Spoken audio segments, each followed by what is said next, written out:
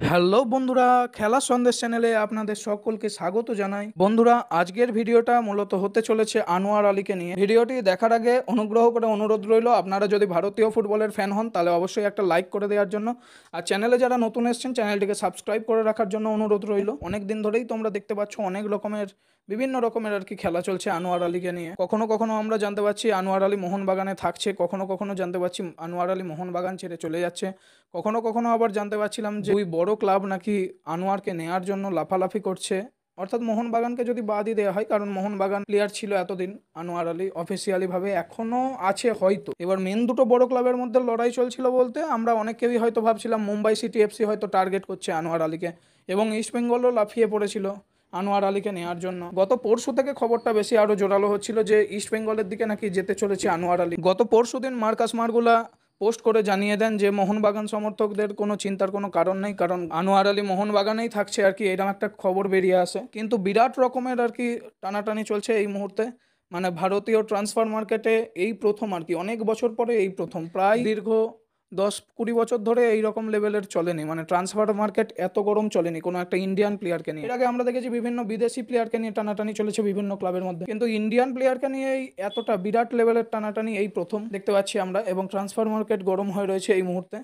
তো যাই হোক, সব কিছুর ঊর্ধ্বে এখন বর্তমান অবধি, মানে এখনো অবধি যেটা জানা যাচ্ছে, আনোয়ার আলী এই মুহূর্তে ইস্টবেঙ্গলে সাইন করে ফেলেছে, মানে 5 বছরের চুক্তিতে আনোয়ার আলী ইস্টবেঙ্গলে সই করে ফেলেছে। এটি এখন বর্তমান খবর আপাতত। এবার এই বিষয়টি নিয়ে মার্কাস মার্গুলা গতকাল অনেক কিছু জানিয়ে দেন ফুল ডিটেলসে, সেটি এবার আমি আপনাদের সঙ্গে আলোচনা করার চেষ্টা করছি। মোহনবাগান যেহেতু আনোয়ার আলীকে লোন ডিলে নিয়েছিল দিল্লি এফসি থেকে, তো তার জন্য এবার বর্তমানে সমস্যা যেটা দেখা যাচ্ছে, সে ফিফার বর্তমান নিয়ম অনুযায়ী কোনো প্লেয়ারকে 1 বছরের জন্যই আর কি লোন ডিলে আনা যেতে পারে কোনো ক্লাব থেকে কোনো ক্লাবে, কিন্তু মোহনবাগানের সঙ্গে 4 বছরের চুক্তি ছিল, সেটি কিন্তু ছিল লোন ডিলে। প্রায় 11 কোটি টাকা দিয়ে মোহনবাগান নিয়েছিল আনোয়ার আলীকে, এটি লোন ডিলে আনা হয়েছিল। এবারে এই যে এক্ষুনি যেটা বললাম, ফিফা মানে বর্তমান নিয়ম অনুযায়ী কোনো প্লেয়ারকে মাত্র 1 বছরের জন্যই রাখা যেতে পারে লোন দিলে, তা সেটি কিন্তু নতুন নিয়ম। এটা কিন্তু আমাদের মানে ডোমেস্টিকেতে এখনো লাগু হয়নি নিয়মটা, মানে এআইএফএফ থেকে কিন্তু এখনো লাগু হয়নি নিয়ম। এটা হওয়ার কথা আর কি মোটামুটি 2025-26 এই মরশুমটা এই নিয়মটা লাগু হবে, কিন্তু যেহেতু এখনো লাগু হয়নি এই নিয়মটা, সেই ক্ষেত্রেই দেখা গেছে বিরাট বড় সমস্যা। এবার তিনি ইস্ট বেঙ্গলে সই করে ফেললেও সেই সইটা কি আদৌ লিগাল কিনা এখনও সেটা অনেক কিছু প্রশ্নচিহ্ন থেকে যাচ্ছে, যেহেতু এখনও এই নিয়মটা এআইএফএফ এর পক্ষ থেকে, অর্থাৎ ভারতীয় ফুটবলে কিন্তু এখনও লাগু হয়নি। ডোমেস্টিক প্লেয়ারের ক্ষেত্রে, কিছু ইন্টারন্যাশনাল প্লেয়ারের ক্ষেত্রে সেটি লাগু হয়েছে অবশ্যই, কিন্তু ডোমেস্টিক আমাদের ভারতীয় প্লেয়ারদের ক্ষেত্রে কিন্তু এই নিয়মটা এখনও লাগু হয়নি। এই কেসটা এখানেই যে মিটে গেল এটি নয়, মানে মোহনবাগানও যথেষ্ট প্রমাণ নিয়ে আরও এগোতে পারে, এটা এগোবে তো অবশ্যই, কারণ অন্যতম শ্রেষ্ঠ সেন্ট্রাল ব্যাক বা রাইট ব্যাক এই মুহূর্তে আনোয়ার আলী, এখন আমাদের ভারতের শ্রেষ্ঠ ডিফেন্ডার বলতে তাকেই বোঝায়। সেই রকম প্লেয়ার যদি চলে যায় আবার প্রতিদ্বন্দ্বী ক্লাবের কাছে, তা সেটা তো মানে মারাত্মক জিনিস হতে চলেছে।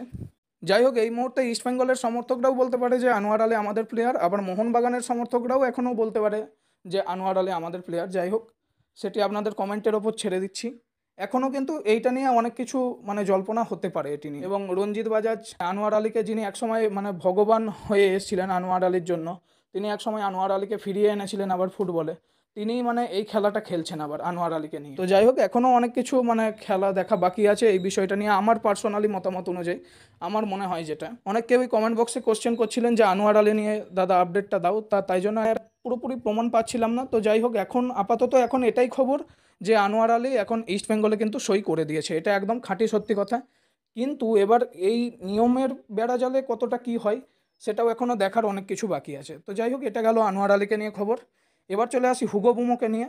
Mohun Bagan central attacking midfielder Hugo Boumous, তিনি একসময় এফসি গোয়ার ক্ষেত্রেও খেলতেন, এফসি গোয়ার হয়ে তিনি থ্যাংক ইউ বলে দিয়েছেন মোহনবাগানকে, এবং অনেক কিছু আবেগজনিত পোস্ট করেছেন তিনি। মোহনবাগানের সমর্থকরা আমার সবসময় হৃদয়ের মধ্যে থাকবে, এই ধরনের একটা কথা হচ্ছে আর কি, মানে হুগো বুমোস বলেছেন এই ধরনের একটা কিছু। তো যাই হোক, এই মুহূর্তে হুগো বুমোস কোথায় যাচ্ছেন, সেটি হচ্ছে ওড়িশা এফসিতে তিনি যাচ্ছেন। হুগো বুমোস এই মুহূর্তে ওড়িশা এফসিতে সাইন করতে চলেছেন, কিছুক্ষণের মধ্যেই হয়তো অফিসিয়াল অ্যানাউন্সমেন্ট হতে পারে ওড়িশার পক্ষ থেকে। যাই হোক, কোচ লোবেরার বা সার্জিও লোবেরার আন্ডারে হয়তো আবার সেই আমরা পুরনো হুগো বুমোসকে দেখতে পাবো। তো যাই হোক, মোহনবাগান সমর্থকরা অবশ্যই মিস করবেন, কেননা হুগো বুমোসের মতন একজন প্লেয়ার অবশ্যই দলের সম্পদ ছিল। এইবার আরেকটা খবর বেরিয়ে আসছে, যেহেতু আনোয়ার আলী ছেড়ে চলে যাচ্ছে মোহনবাগান থেকে, তার সেই জন্য নাকি আরেকটা বিরাট খবর বেরিয়ে আসছে, সেটি হচ্ছে জিকসান সিং কি মোহনবাগানে আসতে চলেছে। এবার এটার ওপরও অনেক কিছু বিষয় নির্ভর করছে। মোহনবাগান হয়তো এখন একটা ভারতীয় সেন্ট্রাল ব্যাক খুঁজবে, কিন্তু জিকসান সিং এর হাইটও যথেষ্ট ভালো এবং তিনি অ্যাকচুয়ালি সিডিএম হিসেবে খেলেন। আমাদের ভারতীয় দলের অন্যতম সেরা সিডিএম হচ্ছেন এখন